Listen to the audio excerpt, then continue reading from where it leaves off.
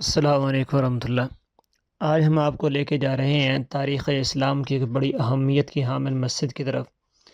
اس وقت آپ اس مسجد کا بیرونی منظر دیکھ رہے ہیں اور تھوڑی ہی دیر میں ہم آپ کو اس کا اندرونی منظر دکھائیں گے۔ اس مسجد کا نام لینے سے پہلے آپ مسجد دیکھ بھی رہے ہیں اور کچھ میں تعارف بھی کروا دوں گا۔ آپ سے درخواست یہ ہے کہ میرا نام بتانے سے پہلے وہ کون ساتھی ہیں جن کو اس مسجد کا پتہ چل گیا تھا صرف یہ اس کو مسجد کو بیرونی باہر سے دیکھتے ہوئے، یا بھی آپ اس کو اندر سے دیکھیں گے، تو ہمارے بتانے سے پہلے کن کو اس مسجد کا پتہ چل گیا تھا وہ ضرور کمنٹ کے اندر بتائیں گے۔ تو بہرحال یہ مسجد ہے جس کو آپ اندر سے دیکھ رہے ہیں، یہ اسلامی تاریخ میں بڑی اہمیت کی حامل ہے، اور اسلامی سلطنت میں یہ سب سے پہلی مسجد ہے جو قائم کی گئی۔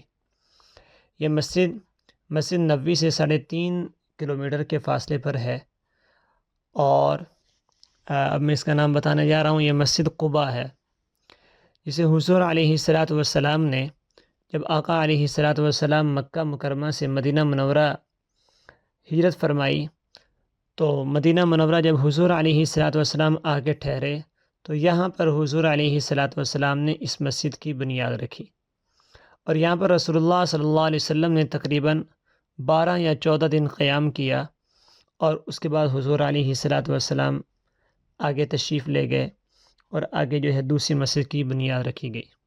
تو یہ مسجد ہے جو اسلامی سلطنت میں سب سے پہلی، اسلامی ریاست میں سب سے پہلی مسجد بنائی گئی۔ حضور علیہ السلام کی اس کی فضیلت پہ حدیث ہے کہ جو شخص اپنی رہائش سے جو ہے وضو کر کے اس مسجد میں آ کر 2 رکعت نماز جو ہے وہ نفل پڑھتا ہے تو اسے ایک مقبول عمرے کا ثواب ملتا ہے۔ تو زائرین یہاں پر لاکھوں کی تعداد میں آتے ہیں اور آ کر اس مسجد کی زیارت کرتے ہیں، یہاں آ کر نوافل پڑھتے ہیں۔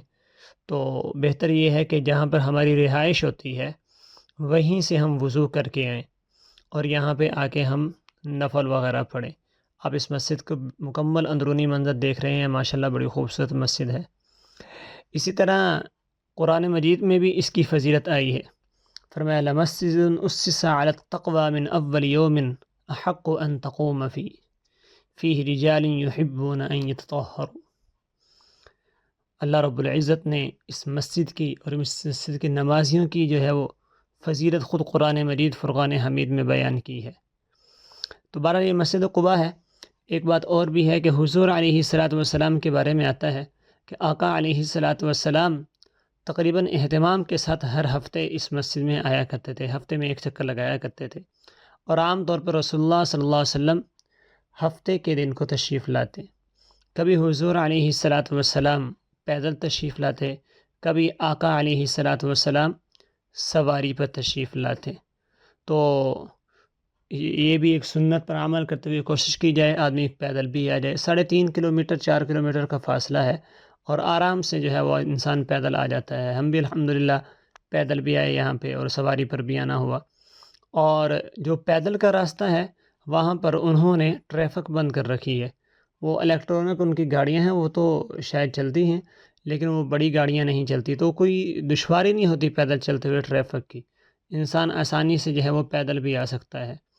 تو اگر اللہ تعالیٰ نے صحت دے رکھی ہو، کوئی ایسا عذر نہ ہو، تو یہ ایک حضور علیہ السلام کی اس سنت پر عمل کرنے کی نیت سے جو ہے انسان پیدل بھی آ سکتا ہے، اور سواری پر بھی آنے میں حرج نہیں ہے، سواری پر بھی آیا جا سکتا ہے، اور یہاں پر آ کر 2 نفل پڑھے جائیں، اللہ رب العزت سے دعا مانگی جائے، تو انشاءاللہ حضور علیہ السلام کی حدیث کے مطابق ایک مقبول عمرے کا ثواب ہوگا۔ اسی پر اپنی ویڈیو کو ختم کرتے ہیں۔ اللہ حافظ۔